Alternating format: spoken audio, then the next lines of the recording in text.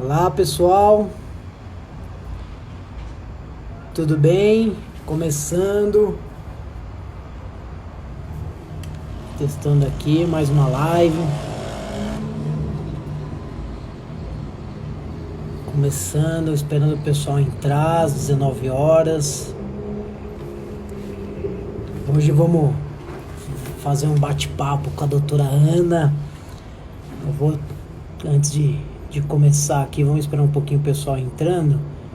E aí eu vou apresentar com calma ela também. Deixa ela também aqui. Vou solicitar uma. Achei você, Ana.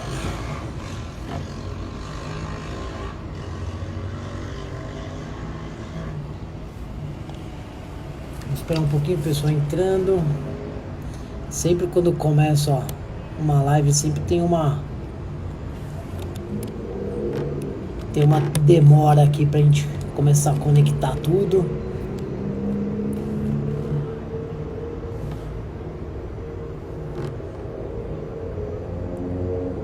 Espera todo mundo entrando. Então, a maioria do paciente entrando, Aline, Renata. Todo mundo para aproveitar essa live vai ser legal. Mônica. As duas Mônicas juntas. Vamos esperar a doutora Ana entrar para a gente conversar um pouquinho sobre o laboratório, que eu acho interessante falar para vocês também tudo o que está acontecendo. Ana, cadê você? Manda um pedidinho para entrar.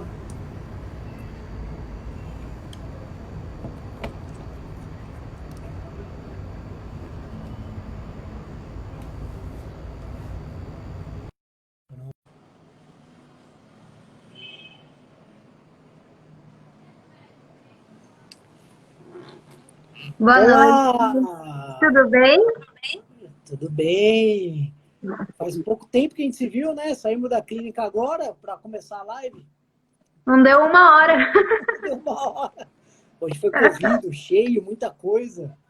É verdade. Minha imagem tá boa aí? Tá conseguindo me enxergar? Aqui tá legal, o som tá Ó, bom, Ana. Você tá me ouvindo bem? perfeito. Tô te ouvindo bem. Bem, isso é bom. Ótimo. Vamos esperar o pessoalzinho entrar, porque a gente marcou às 19, né? Sempre tem um tempinho para todo mundo entrando, né? Ah, sim, precisa. Eu queria te apresentar, Ana. Na verdade, a clínica hoje, a In Vitro, a gente tem o prazer de ter três meninas comandando a equipe, né? Então, hoje você está representando não só você, mas também como a Vanessa e a Larissa, né? Do Isso laboratório. mesmo, Então, você tem uma isso responsabilidade mesmo, muito grande a respeito de tudo isso, hein? isso mesmo. Você sabe de tudo. Deixa eu te apresentar para todo mundo, quem não te conhece. Como eu estava vindo via meu Instagram, então as pacientes acabam me conhecendo, né? E apresentar um pouco você, Ana.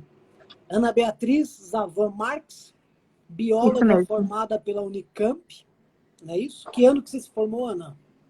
2015 na licenciatura, 2017. Desculpa, ao contrário. 2015 bacharelado, 2017 a licenciatura. Que bacana, ótimo. Então, especialista em reprodução assistida pelo Instituto Sapiente, Isso fez mesmo, ex-aluna da embriológica, né? Vou apresentar a Vanessa também, ex-aluna da embriológica, e embriologista pleno, certo? isso mesmo. A Vanessa Rodrigues Alves, formada bióloga também pela Universidade de Franca, embriologista sênior, e fez a especialização em reprodução assistida lá no Hospital Pérola Byton, no qual eu tive o prazer também de fazer a minha especialização lá. Mas acho que um pouquinho mais. Eu acho que eu terminei mais cedo que vocês, viu? 2000 e pouquinho. Mas Diferença enfim, pouca. diferença pouca. E comanda também o laboratório de reprodução assistida agora da clínica. Temos também a nossa parceira Larissa, que é a nossa pupila, 18 Isso anos. mesmo. Larissa Paola Coelho Pedroso, está na Universidade de São Judas, fazendo o quarto semestre de biomedicina. Então, ela é a nossa estagiária e ajuda a gente lá e está aprendendo muito. Acredito que é uma pessoa que vai crescer grandemente nessa área da Com imunologia. certeza. Então, Ana, seja bem-vinda. Essa live é no sentido de a gente tentar falar um pouquinho do laboratório. As pacientes me questionam sempre o que acontece no laboratório, como eu faço, porque eu tenho contato direto com elas, e a gente acaba discutindo protocolo, medicamento, endométrio, como se preparar, quantos óvulos, quantos embriões eu vou transferir, se vou congelar, fazer frisol, se eu vou transferir a fresco, se eu vou para o cúmulo de óvulo. Então, eu acabo tendo esse contato diário com elas, né? E no Uhum. laboratório acaba ficando um pouquinho distante, né? Então, eu acho que é muito importante relatar alguns pontos importantes, né? Primeiro que, assim, o laboratório, a clínica tem o seu próprio laboratório. Eu acho que isso é um fato importante, porque muitas clínicas, os colegas acabam fazendo parceria com outros laboratórios. Lá não, a gente tem o nosso próprio laboratório. E aí explicar um pouquinho em questão de como que funciona e em relação à qualidade do que a gente tenta sempre melhorar para a gente ter um resultado positivo, tá bom? Tá certo. Então vamos supor, Ana, de uma forma bem leiga, a paciente foi lá na clínica, tem um grau de fertilidade que necessita ir para uma fertilização, tá bom? Então vamos tirar a baixa complexidade, coito programado, inseminação, vamos falar da FIV, tudo bem? Certo. Então ela tá lá comigo, fechei o protocolo, ela começou os remédios, eu estou seguindo com o ultrassom. Aí chega um momento que ela vai fazer o trigger para ovular. A gente vai marcar a captação de óvulo, tá bom? Uhum. Aí eu aviso você e falo assim, doutora Ana, a paciente vai captar óvulo na segunda-feira. Então hoje nós estamos na sexta, vai ser na segunda-feira a captação, ok? Certo. E fazemos o trigger, a captação de óvulos 35 a 36 horas após esse trigger, simulando o pico de LH, tá bom? Como que você faz no laboratório? Tem um preparo antes, prepara um dia antes, prepara na mesma hora? Como que funciona para captação de óvulos? Fala um pouquinho para nós, por favor. Vamos lá então, doutor. Primeiro, muito obrigada pelo convite. É uma honra fechar essa parceria agora com a Invitro, com vocês. E temos muito a crescer juntos e melhorar ainda mais a qualidade do seu laboratório. Isso. Bom, primeiramente, nenhum laboratório vai funcionar direito sem controle de qualidade. É o mais importante e a gente sabe que o laboratório é o coração da clínica, né?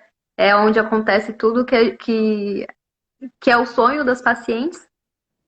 E então, para correr tudo bem, precisa estar impecável o laboratório. Então, Perfeito. muito antes dessa paciente iniciar o ciclo, ela vai ter todo o laboratório tem o controle de temperatura, o controle do nível de nitrogênio líquido, que é onde ficam armazenadas as amostras congeladas, seja óvulo, sêmen, embrião. Tem o controle de pH do meio na incubadora também, que é essencial. Precisa ser um pH que seja não só fisiológico, como adequado para o correto desenvolvimento do embrião, tá? Perfeito, perfeito. Então, com tudo isso bem redondinho, com todo esse sistema bem alinhado, a gente começa a receber as nossas pacientes, certo? Perfeito, é isso mesmo. Assim que a paciente inicia o estímulo ou preparo endometrial, no caso de uma transferência de embrião descongelado, a gente já tem que ter em mente o que está acontecendo naquele ciclo, né? Que daí a gente tem todo o preparo de estoque, de material, para não faltar nada, para não ter dor de cabeça para ninguém, né? Bom, demarcou a captação. O que a gente faz? A gente vai lá buscar no prontuário da paciente como foi a evolução dos folículos dela, quantos são os folículos acima de 15 milímetros, que são os folículos dominantes e, portanto, os que a gente espera que venham óvulos maduros. E a gente prepara o meio de acordo com o número de óvulos que tem disponíveis na captação, certo? Certo, Então, a certo, gente faz uma previsão no preparo do material. certo. É Durante importante. essa indução, a gente calcula mais ou menos uma previsão de número de óvulos que a gente está esperando para aquela paciente. Isso é importante Isso para o mesmo. laboratório, né? Sim, não só para o laboratório, como para o corpo clínico também, Sim, né? sim, sim, sim. Porque às vezes tem muito maduro, mas tem muito imaturo também. Como que pode melhorar a indução? Como é que pode melhorar o protocolo? Se é Perfeito, imaturo, perfeito. é M1 ou é VG, isso acaba impactando também, né, na lida da indução da paciente. Bom, aí a gente vai fazer uma fichinha, né, contendo todos os dados da que a gente precisa da paciente, a medicação que ela tomou. Dependendo do trigger, pode influenciar sim também na nossa rotina dentro do laboratório. Então, por exemplo, o gonapeptil, ele acaba fazendo com que a maturação citoplasmática do óvulo seja um pouco mais lenta. Então, a gente precisa denudar um pouquinho depois o óvulo do que com o Coriomon com o Ovidrel.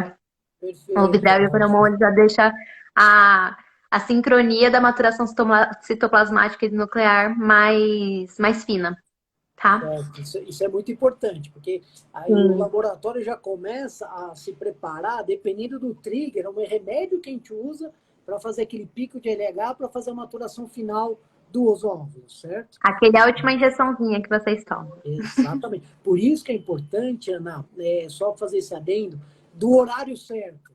Né? A gente Exatamente. briga muito por horário certo da medicação, e principalmente essa última injeção, e geralmente a gente faz à noite, para estar 35, 36 horas, está captando no outro dia, né? Passando 24 horas, no outro dia de manhã, para ter o horário certinho, né? Então, isso é o primeiro ponto Exatamente. importante para as pacientes, né?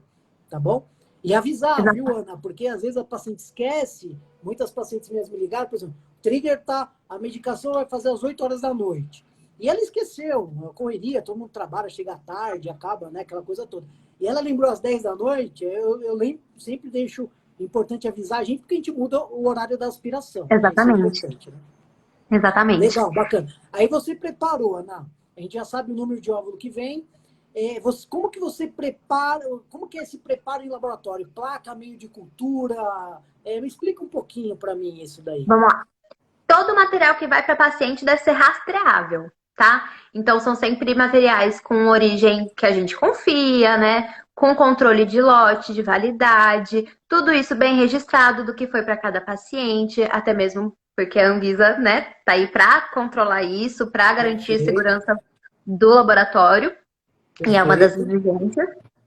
E principalmente deixar os meios com o pH e a temperatura adequados. Então, quando a gente vai fazer uma captação, a gente deixa um meio que é tamponado, que é um meio que tem, se eu não me engano, é bicarbonato de sódio, que ele vai manter um pH adequado quando a gente trabalha fora da incubadora. E a gente Certo. vai usar esse meio para manipulação fora da incubadora dos óvulos, do sêmen e dos embriões, tá? Ok, ok. Então, numa biópsia, a gente iria colocar um meio tamponado para os embriões enquanto a gente está mexendo neles no microscópio. Certo. Então, a gente mantém placas de cultivo também, que é não tamponado, tá? Então, ele vai precisar da gaseificação da incubadora, tá? Que as incubadoras, elas têm um sistema de injeção de gás. Pode ser uma mistura de gases ou só gás carbônico, tá? Perfeito. Cada incubadora tem um sistema próprio que tem que ser seguido, né? Isso, isso mesmo. Certo. E o importante, apesar de ter inúmeros sistemas diferentes, é que o pH esteja regulado para o correto desenvolvimento dos óvulos e embriões. Então, a gente faz o quê? A gente prepara uma plaquinha com o meio de cultivo, que ele é suplementado, então ele tem tudo que o embrião vai precisar para o desenvolvimento dele. Tem açúcares, tem proteínas, e a gente coloca numa plaquinha, identificada, é claro, para cada paciente, coloca esse meio de cultivo e sobre esse meio de cultivo a gente coloca óleo. E o óleo é super importante, porque é ele quem vai manter a temperatura correta, mas principalmente evitar que o meio evapore. Senão, se Perfeito. a gente deixa ali só o meio, ele começa a evaporar e começa a mudar completamente as suas características, né? Então a gente mantém sempre uma plaquinha com meio sobre ele, com óleo sobre o meio. Eu vi uma pergunta aqui da Natália, qual que é o pH Qual o ideal? pH ideal? Fala um pouquinho, Nana. Vai variar um pouquinho de meio para meio, mas no geral, o ideal é entre 7,27 e 7,29, tá? Sempre. Essa medição do pH, você Uhum. esclarece para as pacientes. Geralmente a gente acaba fazendo quando a gente faz o pedido desses meios, né? Os meios chegam Isso, na clínica, quando você vai iniciar ou abrir os lotes, você checa esse isso. pH automaticamente antes de ser usado, né? Exatamente. A gente tem sempre que checar, porque pode ter pequenas variações, né, entre os lotes. Ainda mais que são lotes internacionais, né, de material, de meio importado, então acaba não variando muito, né? Mas é Perfeito. importante ter esse controle, porque se precisar ajustar um pouquinho, qualquer porcentagem de CO2, a porcentagem de mistura, a gente acaba ajustando, tá? Como Legal. assim? A Daisy perguntou aqui, como assim Do óleo? Que óleo, tipo né? de É óleo? interessante essa parte do óleo, né? Porque Não eu, é? como eu sou médico, eu acho fenomenal isso. E na minha formação médica, a gente não tem essa vivência em laboratório, né? Eu fui ter essa vivência em laboratório quando eu fui querer montar minha clínica, entrar no Uhum. laboratório, montar o laboratório, acabei me aperfeiçoando por conta disso. Mas me fala desse óleo, eu acho, tenta dar uma explicação meio geral aqui para nós. Tem dois tipos de óleo. O óleo mineral, que a gente costuma utilizar quando é procedimento mais rápido, então na ICSI, na biópsia. E a gente usa o óleo de parafina para o cultivo embrionário. Ele é um pouquinho mais viscoso e ele mantém melhor a, a integridade do meio de cultivo, Legal, tá? bacana. Certo, legal. E- Bacana, entendi. Tá, então preparamos a placa, o meio, o pH Isso. certo, tudo ok. Eu vou aspirar, a aspiração dos óvulos, a gente não vê o óvulo, mesmo sendo uma célula grande, comparável com outras Uhum. células do corpo, né? A gente não vê esse óvulo muitas vezes a olho nu, né? Eu vou ver, às vezes eu posso até ter uma imagem no meio aspirado através da punção ocitária, mas geralmente eu não vou ver esse óvulo, ok? E aí eu vou te dar num tubo de ensaio aquele líquido folicular que eu aspirei, né? Que eu vou esvaziando cada Uhum. folículo. Eu vou passar para você e você vai colocar nessa placa esse líquido e através da microscopia do microscópio você vai procurar o óvulo, é isso? Uhum. Mais ou menos. Eu coloco numa placa seca, então uma placa vazia, Seca, sem nada, tá? certo. Isso. Então eu só entorno o tubinho com o líquido folicular, Você entorno nessa vira, placa. tá. Uhum. E justamente por o óvulo ser a maior célula do corpo, né? A Certo. gente consegue ver a olho nu as células que estão em volta dela. Então fica parecendo uma nuvenzinha, tá? Perfeito, perfeito.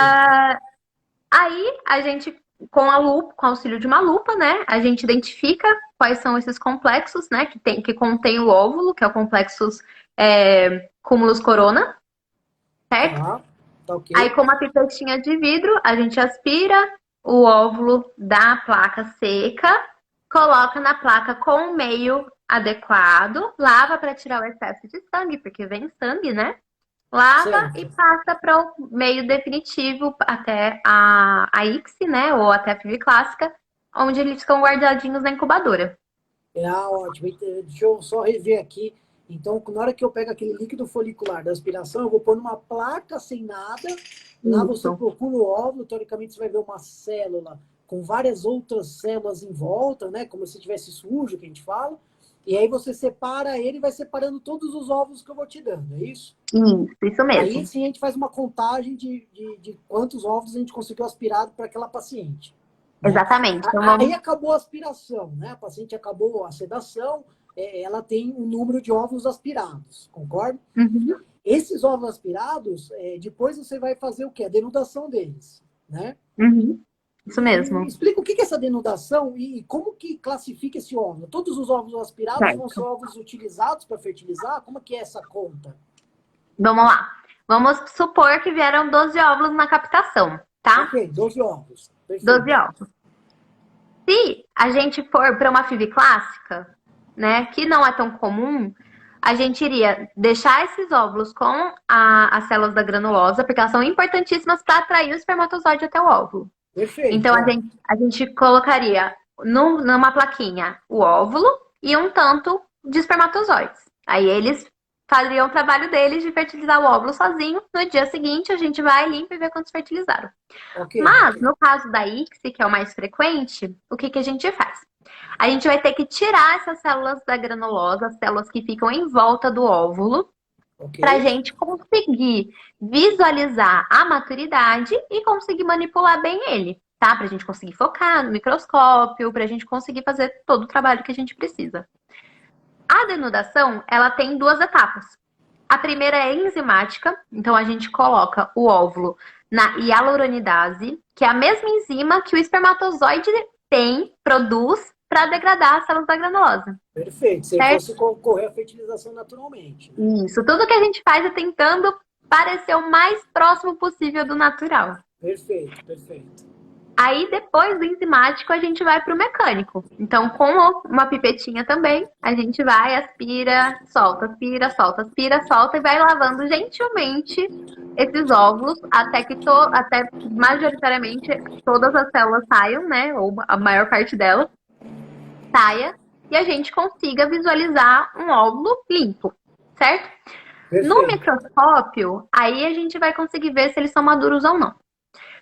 Quando ele é maduro, a gente vai ver o óvulo, né? E uma bolinha em cima. Essa bolinha é o corpúsculo polar. Então, durante a maturação do óvulo, ele passa por vários estágios e quando ele extrui esse corpúsculo polar, essa bolinha, é quando ele está pronto para ser fertilizado. Porque antes disso, ele ainda tem 46 cromossomos. Então, se a gente fertilizar, a gente vai ter um embrião que é inviável, tá? Que ele não seria compatível com a vida. Então, ele precisa terminar esse processo de amadurecimento para ele ter 23 cromossomos que vão namorar com os 23 cromossomos do espermatozoide e assim a gente tem um embriãozinho viável, Perfeito, certo? lindo. Achei ótimo. Deixa eu só entender aqui, vamos fechar essa parte da captação. Captamos, né? As duas técnicas em laboratório hoje que a gente realiza para fazer essa junção, essa fertilização, ou a técnica de FIV clássica. O que seria a FIV clássica? Você vai colocar esse óvulo que está com essas célulazinhas e jogar o espermatozoide em volta e deixar que ocorra a junção espontaneamente e checa no próximo dia se ocorrer a fertilização. Isso Ok? mesmo. A ICSI já é diferente. A próprio nome diz, é uma injeção intracitoplasmática do espermatozoide. Você vai selecionar um espermatozoide, vai limpar o óvulo e vai colocar o espermatozoide já direto do óvulo. Ok? Exatamente. E aí no outro dia você checa essa fertilização também. Exatamente. Entendi. Deixa, Perfeito. ó, tem só uma Acho que dúvida aqui, ó. Desculpa, não entendi. Existe uma forma que vocês fazem que o esperma encontra o óvulo sozinho ou vocês colocam o esperma dentro do óvulo? Perfeito. Bom, É a FIV clássica, ele se encontra sozinho, né? isso mesmo. E a ICSI, então. É que assim, hoje, me corrija, Ana, vou te passar um pouquinho da parte médica, e você me corrige da parte do laboratório. Hoje o fator masculino cada dia é mais importante e mais claro para a gente no laboratório. Sim. Então, muitos têm alteração de morfologia de cabeça e tal. Então, geralmente, a gente vai para a técnica de ICSI por conta que a gente tem esse fator masculino associado, ok? Uhum. Né? Então, realmente, a gente acaba tendo essa técnica muito mais utilizada no laboratório por conta dos fatores masculinos que existem. Se você tem um sêmen bom e você pode usar fertilização, qual que é a diferença? O que você acha melhor? Um sêmen bom, não tem fator masculino, você deixar essa fertilização clássica ocorrer espontaneamente ou você prefere fazer a ICSI para todos os sêmens, mesmo sendo bons? Considerando que o sêmen seja bom e que causa de infertilidade seja, por exemplo, só obstrução tubária, então que ela tenha um bom número de óvulos, que seja uma paciente jovem, aí seria um caso para a gente investir numa FIV clássica. O que seria melhor é que a natureza queria selecionar esses espermatozoides, né? Na hora de fertilizar. Que a gente vai selecionar de acordo com a morfologia, com a natação, mas é claro que a natureza seleciona muito melhor do que a gente. Na verdade, eu acho que a FIV clássica acaba dando uma taxa de fertilização menor do que a ICSI, né? Uhum. Mas acaba desenvolvendo embrião, talvez com uma qualidade melhor que o da ICSI. Mas sim, uma taxa de gravidez caso, similar, né? A gente vê que na sim, literatura acaba sendo a mesma taxa de gravidez, né? Exatamente. Agora você falou coisa importante, paciente jovem, só fator tubário e com sêmen bom, era o que eu queria tratar todo mundo, né? Não é? Todo mundo engravidar, né? Exatamente. Hoje não, a mulher acima a média hoje na clínica é 38, 39 anos. Tem fator masculino, né? Tem endometriose, tem outras patologias que envolvem óvulo. Então, quer dizer, a realidade hoje de fertilidade, a gente acaba indo para a ICSI de uma forma mais rotineira, ok? Exatamente. Legal, no dia... Acho que foi bem legal, bem claro, né? Eu acho que as pacientes conseguiram entender. E aí, vamos lá, vamos agora falar um pouquinho. Fertilizou, tá?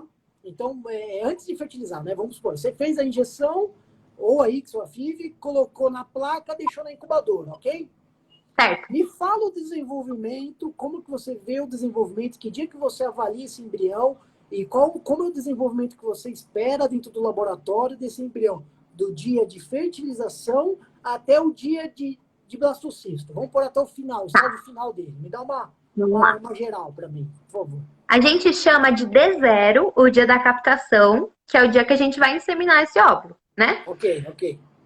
18 horas depois dessa inseminação, a gente vai conseguir visualizar duas bolinhas dentro do óvulo, que são os pronúcleos, tá? Perfeito, Que ok. são os núcleos, o pronúcleo, né? Com o material genético do espermatozoide e do óvulo. Certo. E eles vão se fundir para gerar o núcleo definitivo, né? Do zigoto e virar realmente um embriãozinho. Então, quando a gente vai ver se teve fertilização, a gente busca ver esses dois pronúcleos. E, além desses dois pronúcleos, vai ter algumas diferenças morfológicas. Então, a gente vê que tem um halo em volta do óvulo, porque o citoplasma se modifica para dar energia para a fertilização, né? Importante isso. Isso. E um segundo corpúsculo polar, que é aquela bolinha que eu falei que tinha, que a gente conseguia visualizar se o óvulo amadureceu. Então, o óvulo ele só termina de se desenvolver, ele só termina a oogênese depois da fertilização, né? Quando ele termina a meiose, Certo. tá? Então, é isso que a gente vai ver, que a gente vai falar, olha, esse aqui fertilizou. Então, vamos contar que ela tinha 12 óvulos, 10 eram maduros, tinham aquele um corpúsculo polar. Aí, no dia da fertilização, a gente espera que tenha 8 fertilizados, que a taxa mundial de fertilização é de 80%, tá? Perfeito. Ótimo. Isso é claro que vai variar com a qualidade do sêmen, com a qualidade do óvulo, tá? Tem algumas alterações morfológicas que podem dificultar a fertilização do óvulo, tá? Tá. Mas no geral, a média que a gente espera é de 80% de fertilizados. Legal, legal. Aí, seguindo essa linha, a gente não avalia desnecessariamente o embrião, né? Não tem porque a gente ficar tirando a plaquinha da incubadora para a gente olhar, tirar uma foto, porque isso acaba gerando um estresse Porque desnecessário. entra numa divisão celular que a gente, teoricamente, não tem mais poder de interferência externa, né? E a gente tenta Exatamente. simular o que, teoricamente, teria que acontecer dentro do organismo feminino, né? Então, Exatamente. quanto menos você tirar esse embrião da incubadora, quanto você menos manipular esse embrião, né? Você tem uma melhor taxa de clivagem desse embrião. Aí, então, o D1 é o dia da fertilização, né? Isso. O dia 2, ele no estágio de divisão celular inicial, a gente não avalia esse embrião, ok? Uhum. E aí, no terceiro dia, a gente faz uma avaliação, né? Se a gente for querer avaliar esse embrião no dia 3. Algumas pacientes que a gente quer obrigatoriamente levar até o estágio final, que é o blastocisto, muitas vezes a gente não precisa avaliar no dia 3, né? Exatamente. É, e no dia 3, o que você espera encontrar no embrião geneticamente normal, sadio, não sei como que vocês falam aí no laboratório, em relação à morfologia, quantas células, fragmentação de células, dá um geralzinho para mim. A gente não tem como saber se geneticamente ele tá normal só de olhar a morfologia, né? Morfologicamente a gente analisa, geneticamente só com a biópsia. Exatamente. Mas o que a gente espera é que no horário certo da avaliação ele tenha 8 células que sejam simétricas e com pouca fragmentação. Se tiver fragmentação, que ela seja localizada num ponto específico e não espalhada pelo embrião. Essa fragmentação, ela é material que o embrião está jogando fora. Então, se a gente tem um pontinho específico, às vezes foi um blastômero, uma célulazinha que não estava boa e ela entrou em apoptose, então ela entrou em destruição celular. Mas se é uma fragmentação mais generalizada, aí a gente já fica com o pezinho atrás. O ideal, né, capa de livro, capa de revista, é 8 células simétricas e sem fragmentação. Perfeito. Isso é muito bom. Mas pode ter embrião com um pouquinho mais lento, um pouquinho mais rápido. Então, de 6 a 9 células, a gente ainda acredita que tem um bom desenvolvimento. Tá? Perfeito, ótimo. Avaliou esse embrião, né? 8 células, ou ele está um pouco atrasado, ou já está uma divisão maior, tal, e avaliamos em dia 3, volta para a incubadora, né? Uhum. Se alguns protocolos, hoje, eu vou para alguns protocolos, a transferência fresco, e às vezes eu transfiro em D3, né? A gente tem gravidez também, Uhum. e a gente vai colocar dentro do útero, ok? Mas vamos levar essa divisão celular até dia 5, um blastocisto, e depois falar um pouco da biópsia.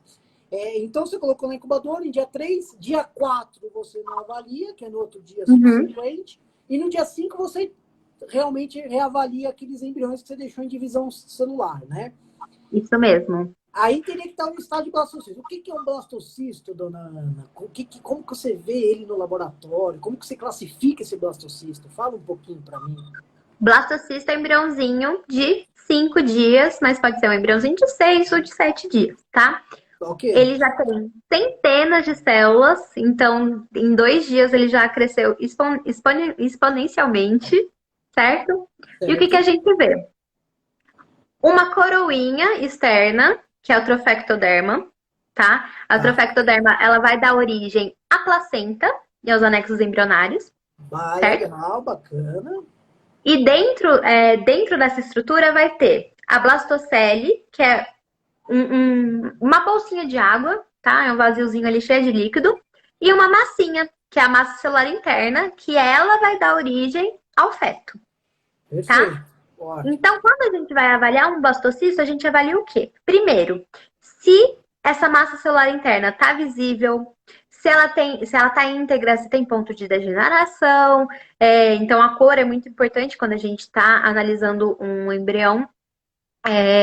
A gente vai ver o grau de expansão desse blastocisto e a qualidade da trofectoderma, se ela tem muitas ou poucas células, se elas estão coesas ou não, tá? E tudo isso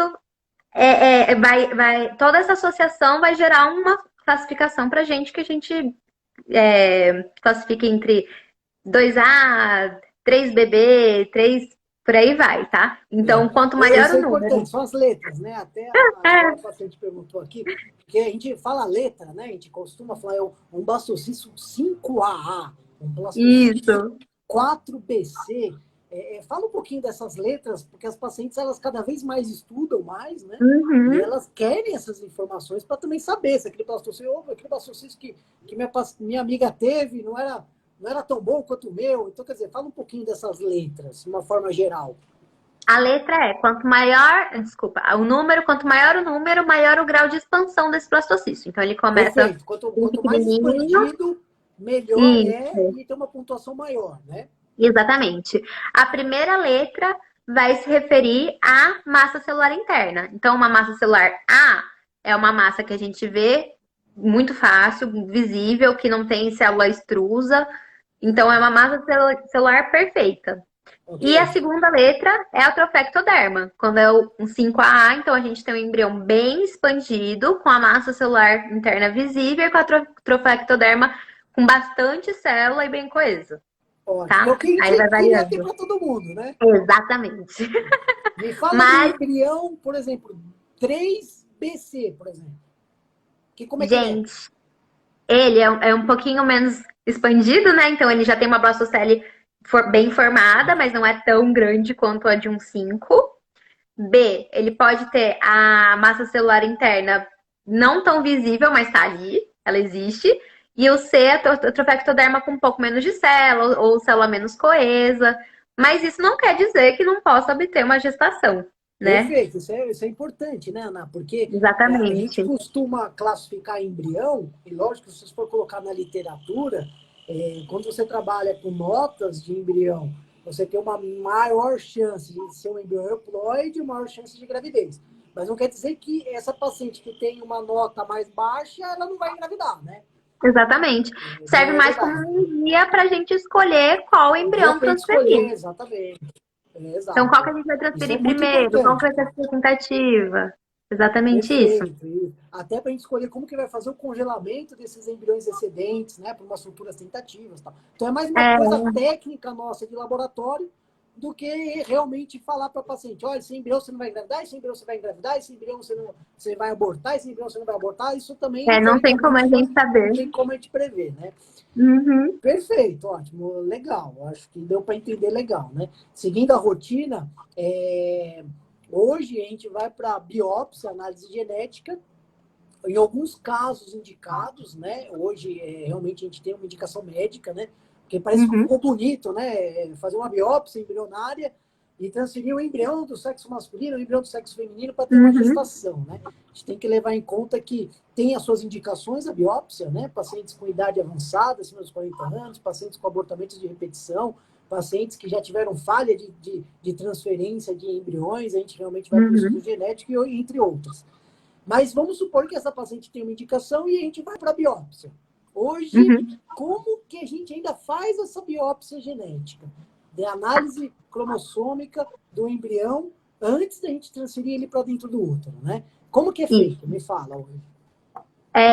Primeiro, são 3 tipos de análise genética que tem, né? A mais comum é a PGTA, que a gente vai analisar aneuploidias. Então, a gente vai fazer a contagem de quantos cromossomos tem o embriãozinho. Então, se ele tem um número ok de cromossomos, que é 46 cromossomos, aí estaria tudo bem. Mas a gente não conseguiria ver, por exemplo, alguma doença que seja afetada em apenas um gene, esse tipo de coisa. Para isso, quando já tem um histórico na família, já tem alguma alteração dos pais, aí a gente vai para outro tipo de análise. Tá? Perfeito, a gente tem que fazer uma coisa específica para analisar aquele braço, aquela região cromossômica onde tem uma origem familiar e que realmente a gente tem que fazer estudo específico para certa doença, é isso, né? Exatamente. Perfeito. Mas no geral, né, no mais comum, que é o PGTA, o que a gente vai fazer? A gente vai, primeiro, o embrião, ele é protegido por uma casquinha, como se fosse a casquinha do ovo, né, a zona pelúcida. A gente precisa dar um tirinho de laser nessa casquinha, que é pra gente conseguir acessar o embrião, né? Okay. E a gente vai com uma pipeta, succiona as células da trofectoderma, tá? E a gente vai retirar um tanto daquelas células, umas 5, 6 células. 5 a 6 células é o suficiente. É necessário, é o suficiente. Certo. Isso para o embrião de B5, né? Aí a gente vai tirar essas células. O embrião, ele continua bem, ele consegue sobreviver bem sem essas 5, 100 células, até mesmo porque ele já tem centenas, né? E a gente coloca... Os pacientes, né? Na hora que eu vou fazer essa biópsia, eu vou tirar a célula, eu vou matar esse embrião? Não vai. Né? A gente sabe que é um pouquinho de células que a gente tira e ele tem essa capacidade de regeneração celular que não vai mudar nem cromossomicamente esse embrião e muito menos a atividade celular presente. Né? Exatamente. Importante. Aí você tirou essas 5, 6 células. E aí, o que você faz? Eu coloco essas células num tubinho com uma solução que chama Lise. Essa solução, ela vai quebrar as moléculas do DNA. E aí, a gente manda, né, para uma empresa especializada que vai fazer a análise desse DNA. Eles vão amplificar, então eles vão fazer várias cópias desse DNA e vão fazer a leitura dele para contar quantos cromossomos tem. Perfeito. Aí a gente recebe o laudo, se ele tem, se ele é euploide, né? O euploide tem 46 cromossomos, ou se ele é aneuploide, se ele tem menos um cromossomo, mais um cromossomo, ou menos vários, mais vários cromossomos. Qualquer alteração no número de cromossomos, ele vai sair como aneuploide, tá? E a maioria deles não é compatível com a vida. Perfeito. Quando a gente faz hoje, só para dar um feedback para as pacientes, que elas estão estudando cada vez mais, viu, Ana? E cada vez a mais elas vêm fazer umas perguntas difíceis para mim, viu? Então elas querem ter informação. E eu acho isso fenomenal. Hoje a gente faz esse tipo de biópsia ainda fazendo essa retirada de células desse embrião, né? A gente sabe que a gente tem uma boa divisão celular, tudo, mas hoje a gente cada vez mais está trabalhando em laboratório para ser menos invasivo nesse embrião também, né? Hoje é meio de cultura, as incubadoras, né, personalizadas, né, para cada paciente, um separado. E hoje a gente está discutindo biópsia através do meio de cultura que envolve esse embrião. Eu consigo fazer uma análise genética desse embrião sem precisar tirar células dele. Isso é verdade? Por enquanto seria como uma técnica complementar, né? Ela não substituiria a biópsia do embrião em si. Porque a biópsia não invasiva, ela seria a análise do meio de cultivo, que vai ter várias células que o embrião jogou fora. É a tendência, né? É a tendência. Exatamente. Acho que daqui a pouco o mundo vai estar fazendo isso, né? Já tem alguns trabalhos, né, em publicação para isso, né? Mas por hora ainda não é algo muito comum, né? Alguns centros têm autorização para iniciar pesquisas com esse tipo de biópsia, mas por Perfeito. hora não é algo que está disponível para todo mundo, tá? Que Legal, ainda é legal. meio experimental, Hoje, por cada mais que dia tenha muitos mais, a resultados. gente personalizando o tratamento, né? A gente acaba realmente utilizando muito o frisal, né? A gente vai para Uhum, congelamento desses embriões, né? Então, na hora que você biopsiou, você congelou, né? Aí vem o laudo, que aquele embriãozinho, ele tá normal, tá bom? uhum. Então, vai ser usado para transferir para dentro do útero, vamos colocar no forninho das nossas pacientes, para, se Deus quiser, gestar. E aqueles embriões aneuploides, né, alterados geneticamente, que são alterações incompatíveis com a vida, né? Hoje, o que a gente faz legalmente com esses embriões? Né? Ou a gente doa para pesquisa, né, através de treinamentos, através de análises cromossômicas, ou a gente Uhum, descarta, né? Isso pode? Como é que é? exatamente. Faz um termo? Como é que Pode. funciona? Embriões considerados inviáveis e os embriões que não têm uma qualidade genética compatível com a vida se enquadram nesse caso, eles podem ser descartados em qualquer momento. Então, o ideal é que tudo seja rastreável pelo paciente. Então, iniciou o tratamento, vai fazer biópsia, aí o ideal é que já tenha no termo, né? Ah, o embrião que é aneuploide, eu posso descartar? Ah, o paciente, o casal, né, vai assinar. Pode, não pode. Então, tudo isso é importante de já estar muito bem Legal. explicado para o casal, Bacana. Tem para toda uma a gente. legislação que envolve essa seriedade, né? Sim. Vamos aproveitar aqui a Miriam. Miriam, um beijão, viu, Miriam? A Miriam é a próxima gestante da clínica, viu, Ana? Deus Ah, quiser. opa! Então, blastocisto 5A pode não ser euploide, Ana? Pode, Nota pode, top, blastocisto lindo, maravilhoso, divisão exata. Ele pode ser alterado geneticamente? Como isso? pode, Me pode. explica um pouco. Cara não vê coração, né? Quem vê cara não vê coração. Quem vê cara no meu coração, né? É, às vezes tem embrião lindo, mas realmente pode ter tido algum errinho ali no desenvolvimento do embrião e ele não ser normal. É algo que a gente já Legal, não exato. tem Foi tanto o que você controle. explicou antes, né? A análise cromossômica é diferente da análise morfológica, né? Então Sim, você também sim. pode ter um embrião com uma nota mais baixa e geneticamente normal e vai gerar uma criança, né? Então Uhum, realmente a gente fica realmente nisso, né? Então morfologia e genética são coisas que tem que andar juntos, né? Então uma coisa é uma coisa, outra coisa é outra exatamente. coisa, né? E deixa eu te perguntar uma coisa, Ana. Congelamos embriões, a gente ou vai transferir a fresco ou vai transferir embrião congelado. A gente está no preparo de ciclo, tal, enfim. Eu vou marcar uma transferência. Vamos supor que está congelado. Congelamos o embrião, Tá, biopsial, militar euploide, tudo bem? Comecei a certo. preparar, é um desafio para mim, eu vou te dar um pouco da minha experiência, é um desafio preparo endometrial. Hoje eu tenho cada vez mais estudando os ciclos naturais, né? A gente sabe que o ciclo natural é difícil, porque às vezes ela faz um pico de LH antes e você continua vendo aquele folículo ovulatório e você pode perder aquela janela de implantação. Para mim é um Uhum, desafio, né? E cada vez mais eu tento, talvez, bloquear essa ovulação quando não consigo um ciclo natural e tentar utilizar menos hormônio exógeno, menos estrogênio para tentar deixar um endométrio receptivo com menos hormônio, né? Isso sim, me sim. diminui a chance de abortamento lá na frente, enfim. Então, mas tem paciente que não responde assim, tem paciente que eu vou para alta dose e não responde. Hoje a gente implanta na clínica hoje o PRP, né? Já estamos fazendo, o paciente nós transferimos agora com o PRP que respondeu super bem. PRP plasma rico em plaquetas que a gente joga dentro do útero para causar uma estimulação dessas células endometriais e criar uma nova célula. Mas em laboratório, né? Eu vou transferir esse embrião, marquei, tá tudo bem, fiz a janela de progesterona e defino para você, Ana, o dia 5 de blastocisto, de transferência embrião é na terça-feira. Eu quero marcar às 10 horas da manhã. Como que você faz no laboratório? Você descongela esse embrião um dia antes, no mesmo dia? Você prepara uma placa, coloca no meio de cultura ou utiliza o meio que ele já está congelado? Como é que é? Então vamos lá. O embriãozinho, quando ele tá congelado, ele fica numa palheta, tá? Com uma gotinha do meio de congelamento. E quando a gente vai descongelar ele? Pera, eu vou contar essa parte depois, só um minutinho. Vamos lá. Primeira coisa que a gente tem que ver é quando que a paciente iniciou a progesterona, né? Porque a idade do embrião tem que ser compatível à idade, Perfeito. A janela de o implantação, desfecho né? progesterado, exatamente. Perfeito. Então, se você me falar, eu vou transferir um embrião de D5 na segunda-feira, eu tenho que ver, o embrião que está congelado é de D5, né? Porque pode acontecer, né? Congelou em D3, quer transferir em D5?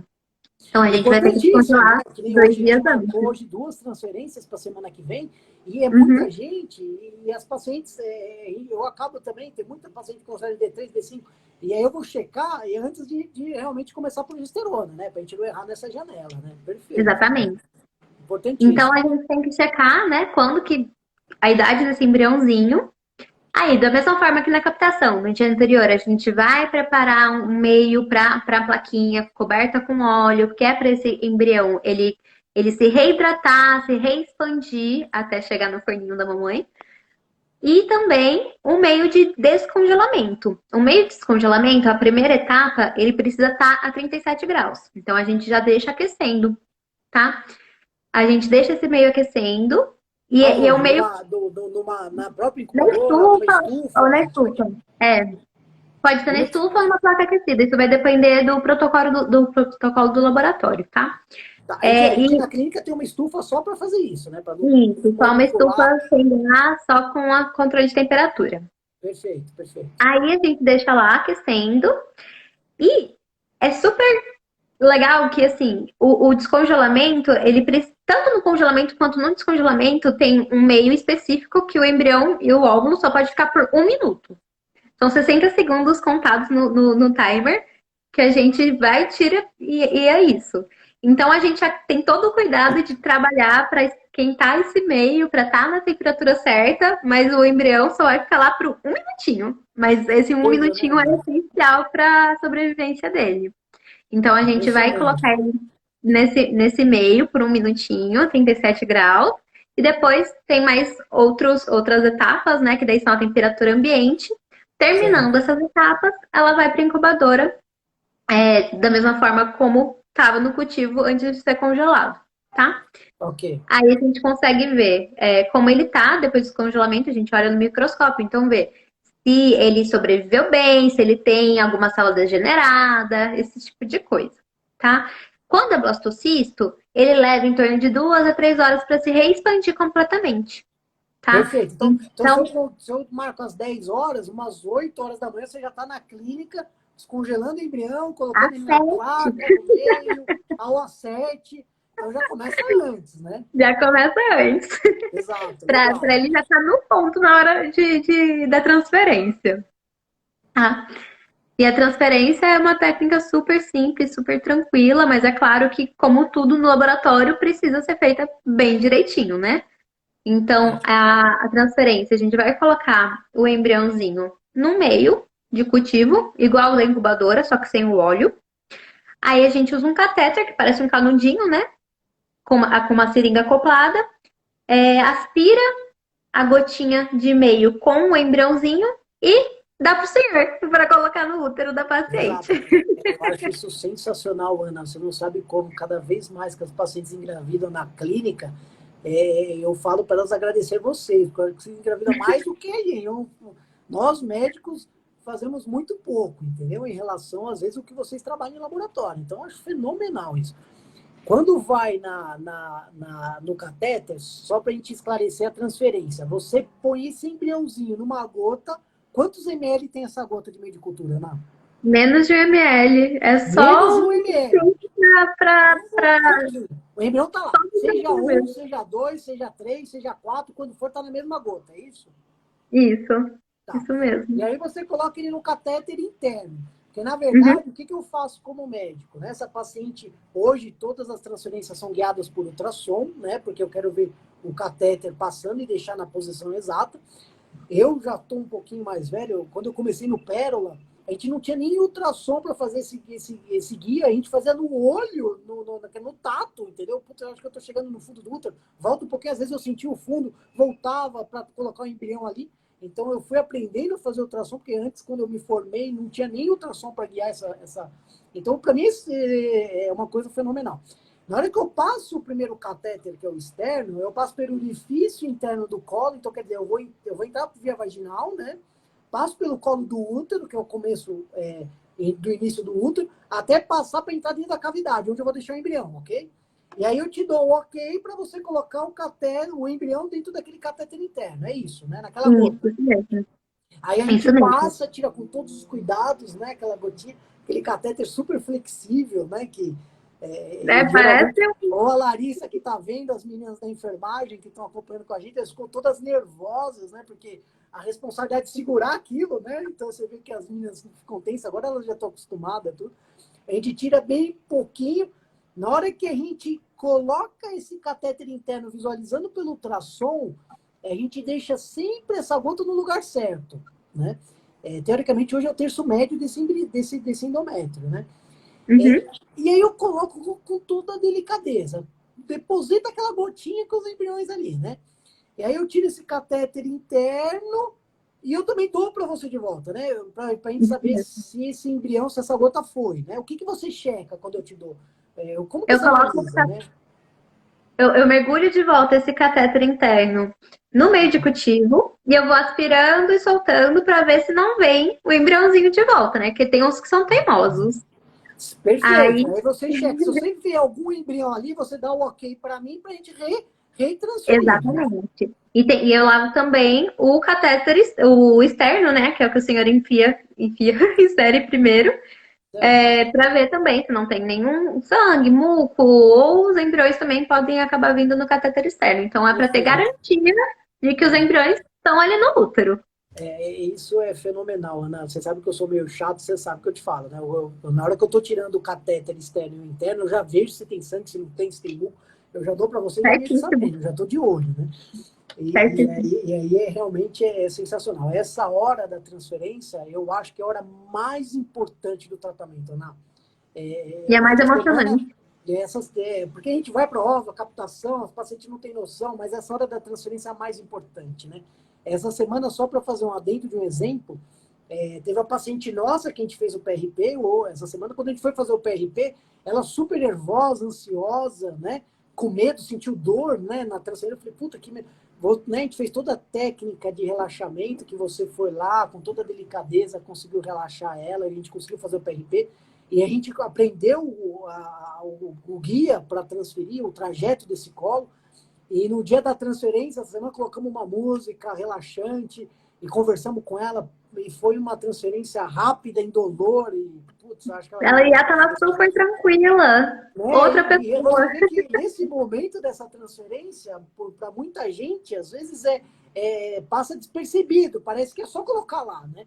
E na verdade é isso. Na verdade, a gente precisa ter um conjunto de coisas acontecendo, que eu acho que o mais importante do tratamento é uma transferência embrionária bem feita. Você concorda comigo? Eu concordo.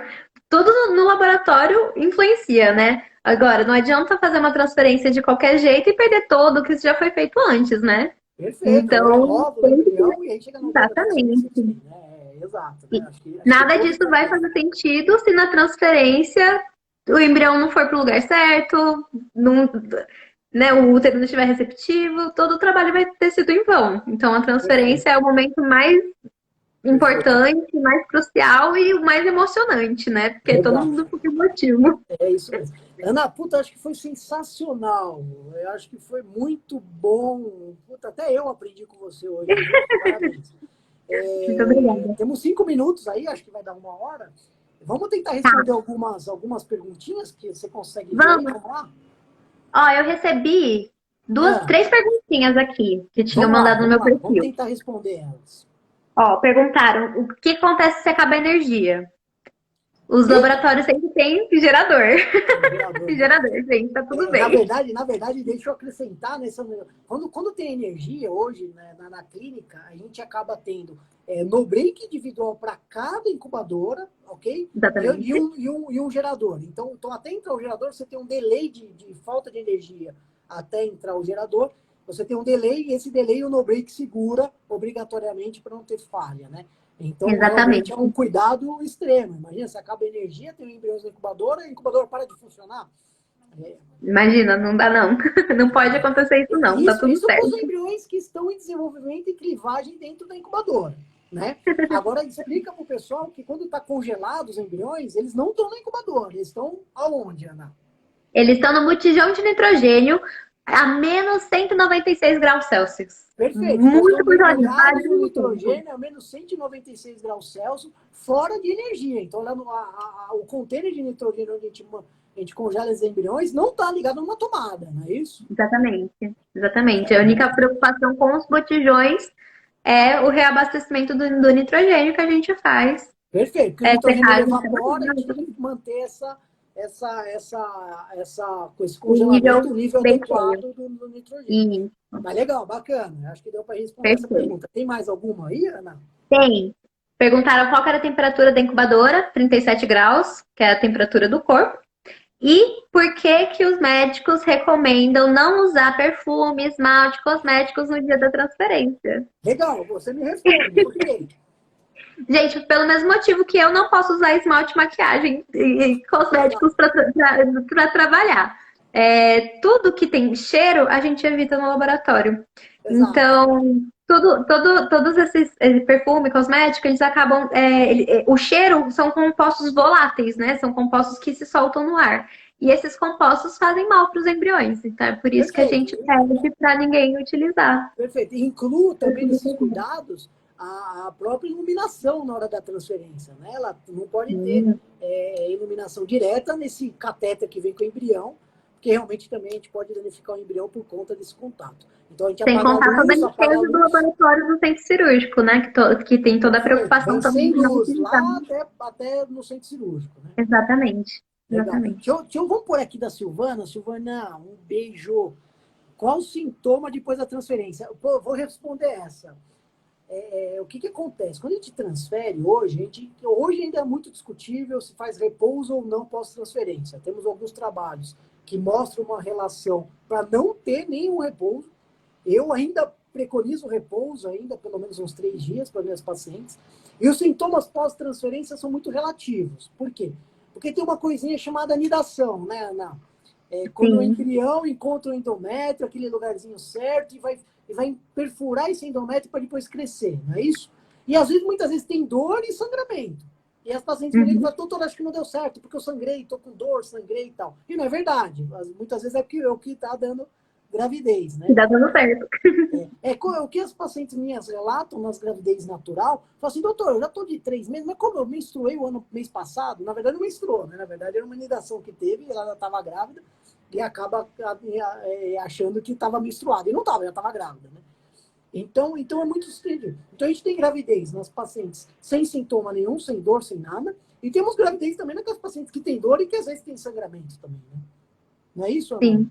É muito relativo, vai muito de corpo para corpo, né? Puta, é difícil, né? Então tem que esperar o beta mesmo, né? Tem que esperar o beta. Esse é o pior período, né? Porque as pacientes não conseguem mandar e tem que trabalhar com ansiedade, né?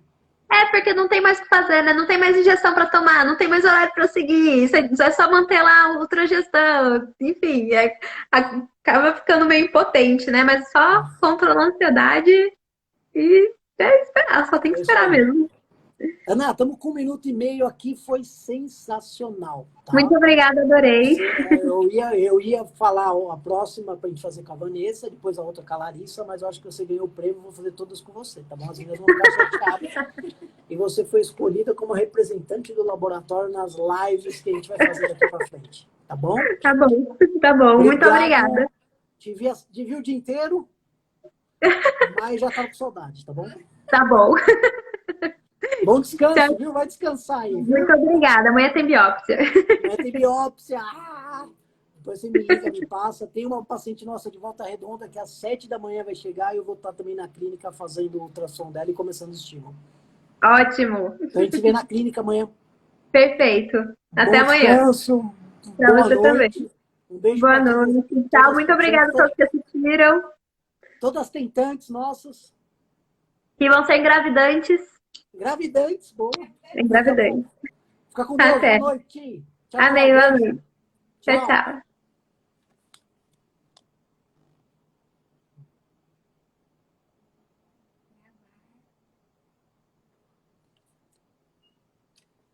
tem certeza que deseja encerrar seu vídeo ao vivo? Encerrar.